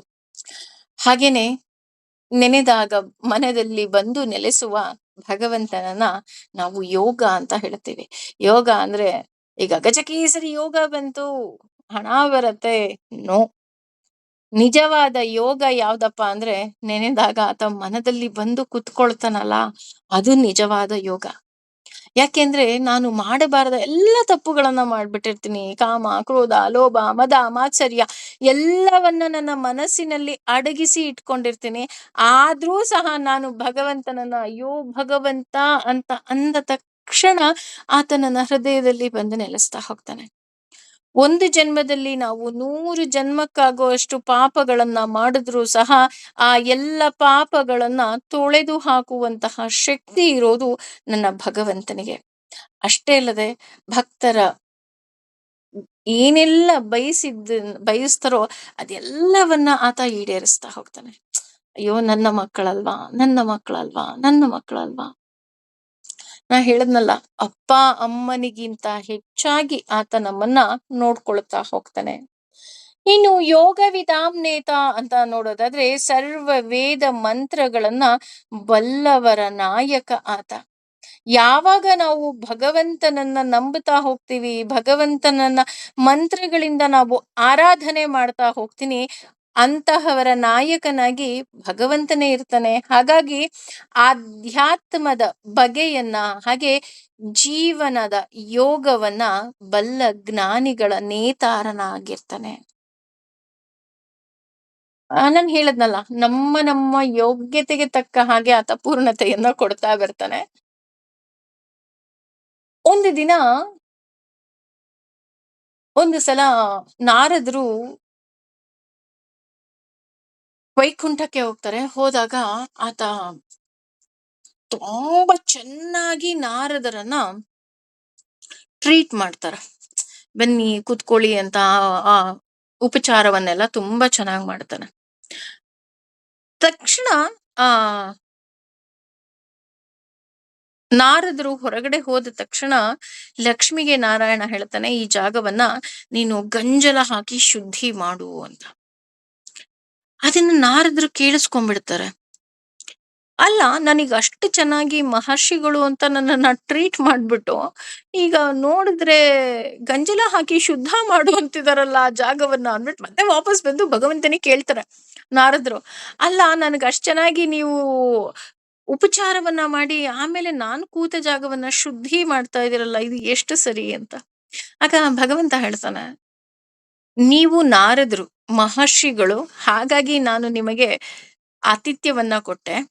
ಆದ್ರೆ ನೀವು ಹೋದ ತಕ್ಷಣ ನಾನು ಆ ಜಾಗವನ್ನ ಶುದ್ಧಿ ಮಾಡ್ತಾ ಇದ್ದೀನಿ. ಯಾಕೆ ಅಂದ್ರೆ ಗುರುವಿಲ್ಲದೆ ಇರುವವನು ಖಂಡಿತವಾಗಿಯೂ ಸಹ ಯೋಗ್ಯ ಸ್ಥಾನಕ್ಕೆ ಹೋಗೋದಿಕ್ಕೆ ಆಗೋದಿಲ್ಲ ಅಂತ. ಹಾಗಿದ್ರೆ ನಾನು ಯಾರನ್ನ ಗುರು ಅಂತ ಸ್ವೀಕಾರ ಮಾಡ್ಲಿ? ನಿಮ್ಮನ್ನೇ ಗುರುವಾಗಿ ಸ್ವೀಕಾರ ಮಾಡ್ಲಾ ಅಂತ ಕೇಳ್ತಾರೆ. ಬೇಡ ಬೇಡ, ನೀನು ಭೂಲೋಕಕ್ಕೆ ಹೋಗು. ಭೂಲೋಕಕ್ಕೆ ಹೋಗಿ ಮೊದಲು ನಿನ್ನ ಕಣ್ಣಿಗೆ ಯಾವ ವ್ಯಕ್ತಿ ಬೀಳ್ತಾರೋ ಅವರೇ ನೀನು ಗುರುವಾಗಿ ಸ್ವೀಕಾರ ಮಾಡು ಅಂತ ಹೇಳ್ತಾರೆ. ಹೋಗ್ತಾರೆ. ಹೋದ ತಕ್ಷಣ ಅಲ್ಲಿ ಒಬ್ಬ ಮತ್ಸ್ಯ ಅಂದ್ರೆ ಮೀನ್ ಹಿಡಿಯೋನು ಕಣ್ಣಿಗೆ ಬೀಳ್ತಾನೆ. ಇವರಿಗೆ ಅಯ್ಯೋ ಶಿವನೇ, ಅಲ್ಲೂ ಬಿಟ್ಟು ಇಲ್ಲೂ ಬಿಟ್ಟು ಮೀನ್ ಹಿಡಿಯೋನನ್ನ ನಾನು ಗುರು ಅಂತ ಸ್ವೀಕಾರ ಮಾಡ್ಬೇಕಾ? ನಾನು ಸ್ವೀಕಾರ ಮಾಡಲ್ಲ ಅಂದ್ಬಿಟ್ಟು ಮತ್ತೆ ವೈಕುಂಠಕ್ಕೆ ಹೋಗ್ತಾರೆ. ಹೋಗ್ಬಿಟ್ಟು, ಅಲ್ಲ, ಆ ಮೀನ್ ಹಿಡಿಯೋನಿಗೆ ಏನ್ ಗೊತ್ತಿರುತ್ತೆ, ಅವನಿಗೇನು ಗೊತ್ತಿರಲ್ಲ ಅಂತ ಹೇಳ್ತಾರೆ. ತಕ್ಷಣ ಭಗವಂತ ಶಾಪವನ್ನ ಕೊಟ್ಬಿಡ್ತಾನೆ. ನೀನು ಮುಂದೆ ಎಷ್ಟೋ ಕೋಟಿ ಯೋನಿಗಳಲ್ಲಿ ಹುಟ್ಟಿ ಅದರ ಮೇಲಿರು ಅಂತ. ಇವರಿಗೆ ಇನ್ನೂ ಬೇಜಾರಾಗ್ಬಿಡತ್ತೆ. ಅಯ್ಯೋ ಶಿವನೇ ಅಂದ್ಬಿಟ್ಟು ನಾನೀಗೇನ್ ಮಾಡ್ಲಿ ಅಂದಾಗ, ಹೋಗ್ ನಿನ್ ಗುರು ಹತ್ರನೇ ನೀನು ಪರಿಹಾರ ಕೇಳು ಅಂತಾರೆ. ಆಗ ಮತ್ತೆ ಆ ಮತ್ಸ್ಯನ ಬಳಿನೇ ಬಂದು, ಹೀಗೀಗ್ ಆಗೋಯ್ತು, ನೀವು ನನ್ನ ಗುರು ಅಂತಾನೆ ನಾನು ಸ್ವೀಕಾರ ಮಾಡ್ತೀನಿ. ಈಗ ಇಷ್ಟೊಂದು ಯೋನಿಯಲ್ಲಿ ಹುಟ್ಟು ಅಂತ ಭಗವಂತ ಶಾಪ ಕೊಟ್ಬಿಟ್ನಲ್ಲ, ಏನ್ ಮಾಡ್ಲಿ ಅಂತ. ಆಗ ಆ ಮತ್ಸ್ಯ ಅಂದ್ರೆ ಮೀನ್ ಹಿಡಿಯೋನು ಎಷ್ಟು ಚೆನ್ನಾಗಿ ವಿವರಣೆ ಕೊಡ್ತಾನೆ ಅಂದ್ರೆ, ಅವ್ರು ಹೇಳಿದ್ರು ಅದ್ರ ಮೇಲ್ ಸಂಚರಿಸು ಅಂತ ಅಷ್ಟೇನೆ. ಅದ್ರಲ್ಲೆಲ್ಲ ನೀನ್ ಹುಟ್ಟು ಅಂತ ಅಲ್ಲ, ಒಂದ್ ಕೆಲ್ಸ ಮಾಡಕ್ ಹೇಳು.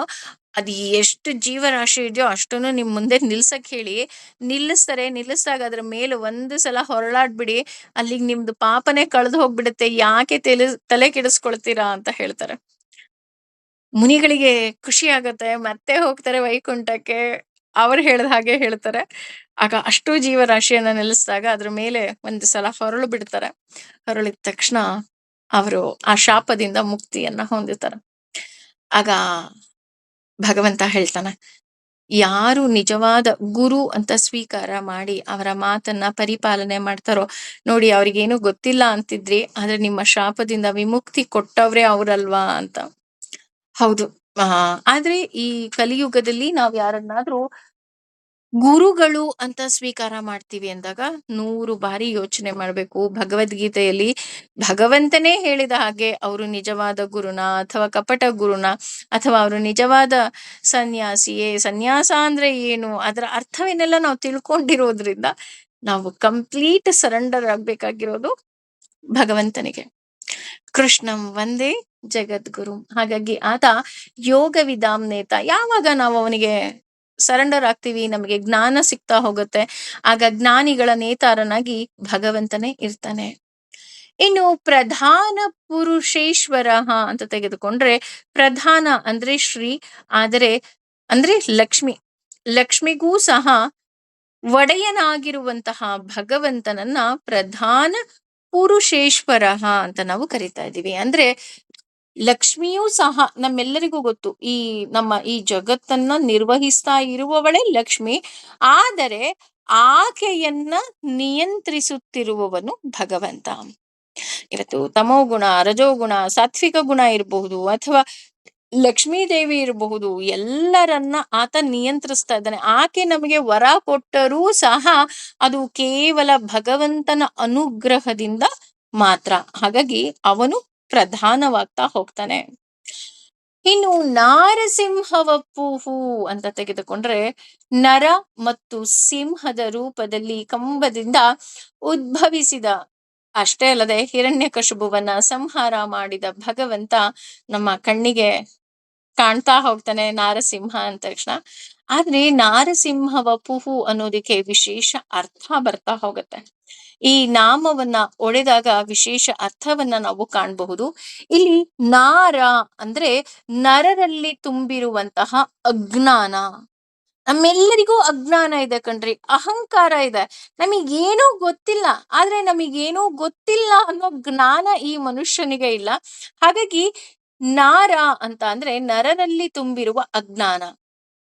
ಸಿಂಹ ಅಂತ ಅಂದ್ರೆ ಸೀಮಂತಿ ಇತಿ ಸೀಮಂತಿ ಅಥವಾ ನಿವಾರಿಸುವವನು ಅನ್ನೋ ಅರ್ಥ ಬರುತ್ತೆ. ಅಂದ್ರೆ ಆ ಅಜ್ಞಾನವನ್ನ ನಿವಾರಿಸುವವನು. ಇನ್ನು ವ ಅಂದ್ರೆ ಜ್ಞಾನ, ಪುಹು ಅಂದ್ರೆ ಕರುಣಿಸುವವನು. ಆದ್ದರಿಂದ ನಾರಸಿಂಹ ವಪುಹು ಅಂತ ಅಂದ್ರೆ ನರರಲ್ಲಿ ತುಂಬಿರುವ ಅಜ್ಞಾನವನ್ನ ಅಳಿಸಿ ಜ್ಞಾನದ ಬೀಜವನ್ನ ಬಿತ್ತುವವನು. ಅದಕ್ಕೆ ಹೇಳಿದ್ದು, ನಾವು ಕಂಪ್ಲೀಟ್ ಯಾವಾಗ ಸರೆಂಡರ್ ಆಗ್ತಾ ಹೋಗ್ತೀವಿ, ಆಗ ಭಗವಂತ ನಮ್ಮಲ್ಲಿರುವಂತಹ ಅಜ್ಞಾನವನ್ನ ತೊಳೆದು ಹಾಕ್ತಾ ಹೋಗ್ತಾನೆ. ಅಷ್ಟೇ ಅಲ್ಲ, ಇಲ್ಲಿ ನಾ ಪ್ಲಸ್ ಅರ ಅಂತ ಅಂದ್ರೆ ದೋಷವಿಲ್ಲದವನು. ಸಿಂಹ ಅಂದ್ರೆ ಭಯಂಕರವಾಗಿ ಸರ್ವ ದೋಷಗಳನ್ನ ನಾಶ ಮಾಡುವವನು. ಆದ್ದರಿಂದ ನಾರಸಿಂಹ ವಪುಹು ಅಂತ ಅಂದ್ರೆ ಸರ್ವ ದೋಷಗಳನ್ನ ಭಯಂಕರವಾಗಿ ನಾಶ ಮಾಡುವವನು ಸಹ ಹೌದು. ಹಾಗಾಗಿ ಯಾವುದೇ ದೋಷವಿದ್ದರೂ ಸಹ ನಾವು ಆಗ ಭಗವಂತನಿಗೆ ಸರೆಂಡರ್ ಆದಾಗ ಆತ ಎಲ್ಲವನ್ನ ನಿವಾರಿಸ್ತಾ ಹೋಗ್ತಾನೆ. ಅಷ್ಟೇ ಅಲ್ಲ, ಮನುಕುಲದ ಸೃಷ್ಟಿ ಸಂಹಾರಕ್ಕೆ ಕಾರಣನಾದ ಭಗವಂತ ನಾರಸಿಂಹವಪು.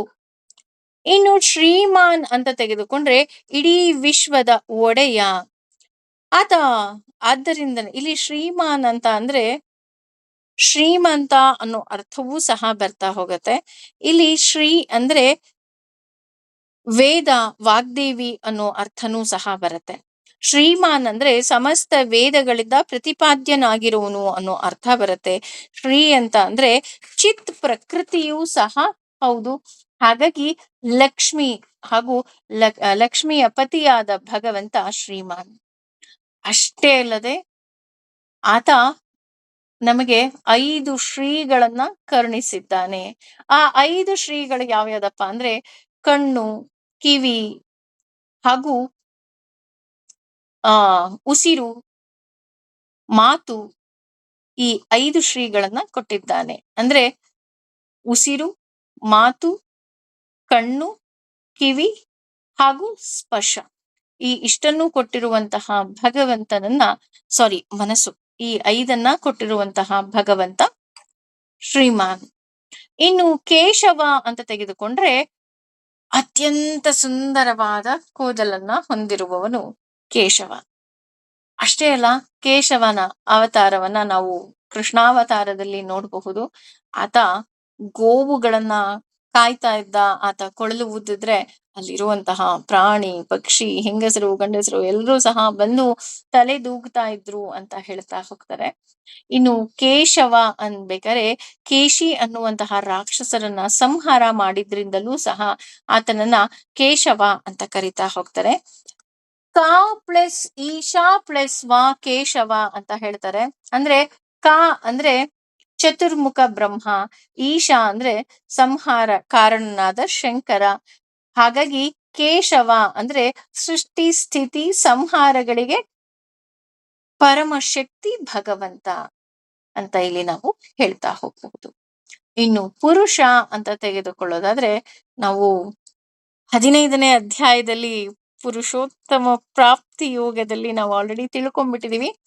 ದ್ವಾವಿಮೌ ಪುರುಷೌ ಲೋಕೆ ಕ್ಷರಕ್ಷಾಕ್ಷರ ಏವ ಚ ಕ್ಷರಃ ಸರ್ವಾಣಿ ಭೂತಾನಿ ಕೂಟಸ್ಥೋಕ್ಷರ ಉಚ್ಯತೆ ಉತ್ತಮಃ ಪುರುಷಸ್ತ್ವನ್ಯಃ ಪರಮಾತ್ಮೇತ್ಯುದಾಹೃತಃ ಯೋ ಲೋಕತ್ರಯಮಾವಿಶ್ಯ ಬಿಭರ್ತ್ಯವ್ಯಯ ಈಶ್ವರಃ ಯಸ್ಮಾತ್ ಕ್ಷರಮತೀತೋಹಂ ಅಕ್ಷರಾದಪಿ ಚೋತ್ತಮಃ ಅತೋಸ್ಮಿ ಲೋಕೆ ವೇದೇ ಚ ಪ್ರತಿತಃ ಪುರುಷೋತ್ತಮಃ.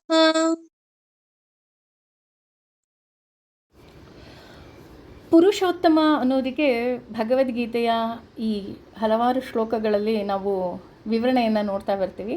ಅದರಲ್ಲೂ 15ನೇ ಅಧ್ಯಾಯದಲ್ಲಂತೂ ಪುರುಷೋತ್ತಮ ಪ್ರಾಪ್ತಿ ಯೋಗ ಅಂತಲೇ ಅದರಲ್ಲಿ ಎಷ್ಟು ಚೆನ್ನಾಗಿ ವಿವರಣೆಯನ್ನು ಕೊಡ್ತಾ ಬರ್ತಾರೆ. ಈ ಪುರುಷರಲ್ಲಿ 2 ಬಗೆ, ಒಂದು ಕ್ಷರಪುರುಷ, ಇನ್ನೊಂದು ಅಕ್ಷರ ಪುರುಷ. ಈ ಕ್ಷರಪುರುಷ ಅಂದರೆ ಬ್ರಹ್ಮಾದಿ ದೇವತೆಗಳು, ಎಲ್ಲ ದೇವರು, ಎಲ್ಲ ಜೀವರು ಸಹ ಇಲ್ಲಿ ಕ್ಷರಪುರುಷರು ಗುಂಪಿಗೆ ಬರ್ತಾರೆ. ಏಕೆಂದರೆ ಬ್ರಹ್ಮಾದಿಗೂ ಸಹ ಒಂದು ಅಂತ್ಯ ಇದೆ. ಆದರೆ ಈ ಚರಾಚರಾತ್ಮಕ ಕೂಟದಲ್ಲಿ ಸ್ಥಿತವಾಗಿರುವ ಪ್ರಕೃತಿಯೇ ಅಕ್ಷರ ಪುರುಷಳಾಗಿದ್ದಾಳೆ ಅಂತ ಹೇಳ್ತಾ ಹೋಗ್ತಾರೆ. ಏಕೆಂದರೆ ನಮಗೂ ಗೊತ್ತು, ಈಕೆಯೂ ಸಹ ಆದಿ ಅನಾದಿಯಿಂದಲೂ ಇದ್ದಾಳೆ. ಅವಳನ್ನು ಕೊನೆ ಅಂತ ಹೇಳೋದಕ್ಕೆ ಸಾಧ್ಯವೇ ಇಲ್ಲ. ಏಕೆಂದರೆ ನಮ್ಮೆಲ್ಲರನ್ನ ನಿಯಂತ್ರಿಸ್ತಾ ಇರೋಳು ಅವಳು. ಆದರೆ ಇವಳನ್ನು ಮೀರಿ ನಿಂತವ ಪುರುಷೋತ್ತಮ ಅಂತ ನಾವು ಭಗವದ್ಗೀತೆಯಲ್ಲಂತೂ ಇದ್ರ ಬಗ್ಗೆ ತುಂಬ ಚೆನ್ನಾಗಿ ವಿವರಣೆಯನ್ನು ತಿಳ್ಕೊಂಬಿಟ್ಟಿದ್ದೀವಿ. ಅದೇ ರೀತಿ ಈ ಪುರುಷರಲ್ಲಿ 4 ವಿಧ: ಉತ್ತಮ ಪುರುಷ, ಮಹಾಪುರುಷ, ಪರಮ ಪುರುಷ ಮತ್ತು ಪುರುಷೋತ್ತಮ ಅಂತ. ಅದೇ ರೀತಿ ಈ 15 ಬೇಲಿಗಳು ಅಂತ ಹೇಳ್ತಾ ಹೋಗ್ತಾರೆ. ಅದರಲ್ಲಿ ಮೊದಲನೇದು ಶ್ರದ್ಧೆಯ ಬೇಲಿ. ಇದರಲ್ಲಿ 2 ವಿಧ ಇದೆ. ಒಂದು ಜೀವ ಸ್ವರೂಪವಾದ ಬೇಲಿ, ಅಂದರೆ ಕಿತ್ತೆಸೆಯಲು ಆಗದ ಬೇಲಿ ಅಂತ ಹೇಳಬಹುದು. ಏಕೆ ಅಂತಂದರೆ ನಾವು ಈ ದೇಹದಿಂದ ಬೇರೆ ಹೋಗೋದಕ್ಕೆ ಸಾಧ್ಯವೇ ಇಲ್ಲ. ಹಾಗೂ ಈ ಜೀವ ಸ್ವಭಾವದ ಬೇಲಿ ಅಂದರೆ ಕಿತ್ತೆಸೆಯಬೇಕಾದ ಬೇಲಿ ಅಂತ ಹೇಳ್ತಾರೆ. ಉದಾಹರಣೆ, ಮನೆತನ ಇರ್ಬೋದು, ಕುಟುಂಬ ಇರ್ಬೋದು, ಅಥವಾ ನಾವು ಬೆಳೆದ ವಾತಾವರಣ ಇರ್ಬೋದು, ನಮಗೆ ಅನುವಂಶೀಯವಾಗಿ ಅಂದರೆ ಜೀನ್ಸ್ ಅಂತ ಏನು ಹೇಳ್ತೀವಿ ಅದರಿಂದ ಬಂದಂತಹ ಶ್ರದ್ಧೆ ಇರ್ಬೋದು, ಇತ್ಯಾದಿಯನ್ನು ಮೀರಿ ನಿಂತು ನೋಡಿದಾಗ ಮಾತ್ರ ನಿಜವಾದ ಶ್ರದ್ಧೆ ಅಂದರೆ ಏನು ಅನ್ನೋದು ನಮಗೆ ಗೊತ್ತಾಗ್ತಾ ಹೋಗುತ್ತೆ. ಹಾಗಾಗಿ ಇದು ಶ್ರದ್ಧೆಯ ಬೇಲಿ ಅಂತ ಹೇಳ್ತಾರೆ. ಇನ್ನು 2ರಿಂದ 6ರವರೆಗೆ ಪಂಚಭೂತಗಳ ಬೇಲಿ ಅಂತ ಹೇಳ್ತಾ ಹೋಗ್ತಾರೆ. ಇದರಲ್ಲಿ 2 ಕೋಶ ಹೇಳ್ತಾ ಹೋಗ್ತಾರೆ. ಒಂದು ಅನ್ನಮಯ ಕೋಶ, ಇನ್ನೊಂದು ಪ್ರಾಣಮಯ ಕೋಶ. ಅನ್ನಮಯ ಕೋಶದಲ್ಲಿ ಮಣ್ಣು ಮತ್ತು ನೀರು ಇದ್ದರೆ, ಪ್ರಾಣಮಯ ಕೋಶದಲ್ಲಿ ಬೆಂಕಿ, ಗಾಳಿ ಮತ್ತು ಆಕಾಶ ಬರ್ತಾ ಹೋಗುತ್ತೆ. ಹಾಗಾಗಿ ಇದನ್ನು ಪಂಚಭೂತಗಳ ಬೇಲಿ ಅಂತ ಹೇಳ್ತಾರೆ. ಇನ್ನು 7ನೇದು ಶ್ರದ್ಧೆಯ ಬೇಲಿ. ಅಂದರೆ ನಾವು ಕೆಟ್ಟದ್ದನ್ನು ಮಾಡುವಾಗ 5 ಇಂದ್ರಿಯಗಳು ಅಂದರೆ ಕಿವಿ, ಮೂಗು, ಕಣ್ಣು, ನಾಲಿಗೆ ಮತ್ತು ಚರ್ಮ, ಹಾಗೂ 5 ಕರ್ಮೇಂದ್ರಿಯಗಳು ಮತ್ತು ಅಂದರೆ ಅದು ಯಾವ್ಯಾವುದು ಅಂದರೆ ಕೈ, ಕಾಲು, ಮುಖ, ಗುದದ್ವಾರ ಮತ್ತು ಜೀರ್ಣಕ್ರಿಯೆ. ಈ ರೀತಿ ಈ 5 ಬೇಲಿಗಳು ಸಹ ಮುಖ್ಯವಾಗಿ ಬರ್ತಾ ಹೋಗುತ್ತೆ. ಇನ್ನು 8ನೇದು ಅಂತಃಕರಣದ ಬೇಲಿ. ಅಂದರೆ ಕೆಟ್ಟದ್ದನ್ನು ಯೋಚಿಸುವ ಮನಸ್ಸು ಅಲ್ವಾ. ಈ ನಾನು, ನನ್ನದು, ನನ್ನಿಂದ ಇದೆಲ್ಲವೂ ಸಹ ಆ ಮನಸ್ಸಿನಲ್ಲಿ ಒಳ ಹೋಗ್ಬಿಟ್ಟಿರುತ್ತೆ. ಇನ್ನು 9ನೇದು ಅನ್ನದ ಬೇಲಿ ಅಂದರೆ ಆಹಾರದ ಬೇಲಿ ಅಂತ ಹೇಳ್ತಾ ಹೋಗ್ತಾರೆ. 10ನೇದು ವೀರ್ಯದ ಬೇಲಿ ಅಂದರೆ ಶಕ್ತಿಯ ಬೇಲಿ ಅಂತ ಹೇಳ್ತಾ ಹೋಗ್ತಾರೆ. ಮತ್ತು 11 ಮತ್ತು 13ನೇದು ತಪ, ಮಂತ್ರ ಮತ್ತು ಕರ್ಮ. ಹೀಗಾಗಬೇಕು ಹಾಗಾಗಬೇಕು ಅನ್ನುವಂತಹ ಯೋಚನೆ. ಅದಕ್ಕೆ ಉದಾಹರಣೆ ನಮ್ಮ ತಿರುಕನ ಕನಸು ಅಂತ ಹೇಳಬಹುದು. ಏಕೆಂದರೆ ನಮ್ಮೆಲ್ಲರಿಗೂ ಗೊತ್ತು ತಿರುಕನ ಕನಸು ಹೇಗಿತ್ತು ಅಂತ ಅಂದರೆ, ಒಬ್ಬ ಭಿಕ್ಷುಕ ನಾನೇ ರಾಜನಾಗ್ಬಿಟ್ಟೆ ಅಂತ ಅಂದ್ಕೊಳ್ತಾನೆ. ಹಾಗಾಗಿ ಇದು ತಿರುಕನ ಕನಸಿನಂತಹ ಬೇಲಿ. ಹಾಗಾಗಿ ಇದು ತಪ. ಇನ್ನು ತಪ ಅಂದರೆ ತನ್ನ ಕನಸನ್ನು ನನಸು ಮಾಡಿಕೊಳ್ಳಲು ಆಡುವ ಮಾತುಗಾರಿಕೆ. ಅಂದರೆ ನಾನು ಆ ನಿಟ್ಟಿನಲ್ಲಿ ಹೋಗಬೇಕು ಅಂದಾಗ ಕೆಲವೊಮ್ಮೆ ನಮ್ಮ ಮಾತು ಮುಖ್ಯವಾಗ್ತಾ ಹೋಗುತ್ತೆ. ಇನ್ನು ಮಂತ್ರ ಅಂತ ಅಂದರೆ ಅದನ್ನು ಸಾಧಿಸಲು ಮಾಡಬೇಕಾದಂತಹ ಕರ್ಮ. ಹಾಗಾಗಿ ತಪ, ಮಂತ್ರ, ಕರ್ಮ ಇದು ಮೂರು ಸಹ 11, 12 ಮತ್ತು 13ನೇದಾಗಿ ತಗೊತಾರೆ. 14ನೇದು ಲೋಕಗಳು ಅಂದರೆ ಸ್ಥಿರ ಚರ ಸೂತ್ರಗಳು ಅಂತ ಹೇಳ್ತಾ ಹೋಗ್ತಾರೆ. ಅಂದರೆ ನಾವು ಮಾಡಿದ್ದು, ನಾವು ನನ್ನದು ಅನ್ನುವ ಈ ನಮ್ಮ ಮಾತುಗಳು. ಇನ್ನು 15ನೇದು ನಾಮದ ಬೇಲಿ ಅಂದರೆ ನೇಮ್, ಫೇಮ್, ಕೀರ್ತಿ ಅಲ್ವಾ. ಈ ಮೇಲಿನ ಈ ಎಲ್ಲ ಬೇಲಿಗಳು ನಾಶವಾಗತಕ್ಕಂತಹ 15ನೇದು ಬೇಲಿಗಳ ಒಳಗಡೆ ಸಿಕ್ಕಿಕೊಂಡಿರುವುದು 16ನೇದೇ ಈ ನಮ್ಮ ಜೀವ ಆಗ್ತಾ ಹೋಗುತ್ತೆ. ಈ ಮೇಲಿನ ಬೇಲಿ ಎನ್ನುವ ಅಂಗಿ ಹಾಕಿ ನಾವು ಈ ಪ್ರಪಂಚವನ್ನು ಶಿಕ್ಷಣಕ್ಕಾಗಿ ನಾವು ತೆಗೆದುಕೊಂಡಾಗ ಚಿತ್ ಪ್ರಕೃತಿ ಅಂದರೆ ಲಕ್ಷ್ಮಿಯೇ 17ನೆಯ ಅಕ್ಷರ ಪುರುಷಳು. ಈ ಮೇಲಿನ ಕ್ಷರ ಮತ್ತು ಅಕ್ಷರಗಳಿಗಿಂತ ಮೀರಿ ನಿಂತವನೇ 18ನೇಯವನು ಮಹಾಪುರುಷ. ಹಾಗಾಗಿ ಈ 18 ಬೇಲಿಗಳನ್ನು ದಾಟಿ ನಿಂತಿರುವ ಭಗವಂತ ಅಂತ ಹೇಳ್ತಾ ಹೋಗ್ತಾರೆ. ನಾವು ಈ ಯಾವ ಬೇಲಿಗಳನ್ನು ಸಹ ನಮಗೆ ಬಿಟ್ಟು ಬರೋದಕ್ಕೆ ಸಾಧ್ಯವೇ ಇಲ್ಲ. ಇದಕ್ಕೆಲ್ಲದಕ್ಕೂ ನಾವು ಅಂಟುಕೊಂಡಿರ್ತೀವಿ. ಆದರೆ ಭಗವಂತ ಆ ಭಗವತಿಯನ್ನು ಮೀರಿ ನಿಂತಿದ್ದಾನೆ. ಅಂದರೆ ನಮಗೆ ಗೊತ್ತಾಗೋಗ್ಬಿಟ್ಟಿದೆ, ಭಗವಂತ ನಮ್ಮ ಎಲ್ಲ ಯಾವುದೇ ದೇವತೆ ನಮಗೆ ಆಶೀರ್ವಾದ ಮಾಡಬೇಕು ಅಂದ್ರೂ ಸಹ ಅದಕ್ಕೆ ಕಾರಣ ಭಗವಂತ. ಭಗವತಿ ಕೊಟ್ಟರೂ ಸಹ ಭಗವಂತನ ಅನುಗ್ರಹ ಇದ್ದಾಗ ಮಾತ್ರ ಸಾಧ್ಯವಾಗತ್ತೆ. ಹಾಗಾಗಿ 17ನೇದು ಚಿತ್ ಪ್ರಕೃತಿ ಅಂದರೆ ಲಕ್ಷ್ಮಿ ಆದರೆ ಅದನ್ನು ಮೀರಿ ನಿಂತವ 18ನೆಯ ಬೇಲಿ ಭಗವಂತ. ಹಾಗಾಗಿ ಈ ಎಲ್ಲ ಬೇಲಿಗಳನ್ನು ಮೀರಿ ನಿಂತವನು ಪುರುಷೋತ್ತಮ ಅಂತ ಇಲ್ಲಿ ಹೇಳ್ತಾ ಹೋಗ್ತಾರೆ. 18 ಬೇಲಿಗಳನ್ನು ದಾಟಿದಂತಹ ಭಗವಂತನನ್ನ ನಾವಿಲ್ಲಿ ಪುರುಷೋತ್ತಮ ಅಂತ ಕರಿತಾ ಹೋಗ್ತೀವಿ. ಇಲ್ಲಿ ಪುರುಷರಲ್ಲೂ ಸಹ 4 ವಿಧವಾದ ಪುರುಷರು: ಉತ್ತಮ ಪುರುಷ, ಮಹಾಪುರುಷ, ಹಾಗೆ ಪರಮ ಪುರುಷ, ಪುರುಷೋತ್ತಮ ಅಂತ ಭಗವಂತನನ್ನ ನಾವಿಲ್ಲಿ ಪುರುಷೋತ್ತಮ ಅಂತಲೇ ಕರಿತಾ ಇದ್ದೀವಿ. ಯಾಕೆ ಅಂದ್ರೆ ಆತ 18 ಬೇಲಿಗಳನ್ನ ದಾಟಿದವನು ಅನ್ನೋ ಅರ್ಥ ಬರ್ತಾ ಹೋಗುತ್ತೆ. ಇನ್ನು ಮುಂದಿನ ತರಗತಿಗಳಲ್ಲಿ ಭಗವಂತನ ಇನ್ನಷ್ಟು ನಾಮಗಳನ್ನ ತಿಳಿದುಕೊಳ್ಳುವಂತಹ ಒಂದು ಚಿಕ್ಕ ಪ್ರಯತ್ನವನ್ನ ಖಂಡಿತ ಮಾಡೋಣ. Thank you so much. ಸರ್ವಂ ಶ್ರೀ ಕೃಷ್ಣಾರ್ಪಣಮಸ್ತು. ಸರ್ವೇ ಜನ ಸುಖಿನೋ ಭವಂತು. ಸಮಸ್ತ ಸನ್ಮಂಗಲಾನಿ ಭವಂತು.